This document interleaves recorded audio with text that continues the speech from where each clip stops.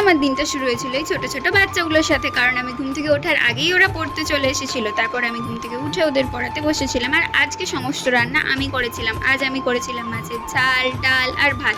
আর দেখো, মাছ ভাজার সময় আমার গোটা হাতে আর গলায় তেল ছিটকে পড়েছিল। এই জন্য আমি মাছ ভাজার সময় 10 হাত দূরে দাঁড়িয়ে থাকি। যাই হোক, ভাত খাওয়ার সময় মোচার বড়াও ভেজেছিলাম। আর তারপর আমি চলে গিয়েছিলাম আমাদের ওপরের রুমে। যদিও এখনো নতুন কোনো কাজ হয়নি, যেমন ছিল তেমনই আছে, কারণ অনেক দিন হলো কাজ বন্ধ আছে। কয়েকদিন পর থেকে আবার কাজ শুরু হবে। আর এই নতুন রুমের এই জানালাটা আমার ভীষণ পছন্দ। আমি মাঝে মাঝে এই জানালার পাশে এসে বসে থাকি। আর এই দেখো, এটা হলো আমাদের পুরনো চিলেকোঠা। আর এখানে দেখো, দোকানের জিনিসে পুরো ভর্তি।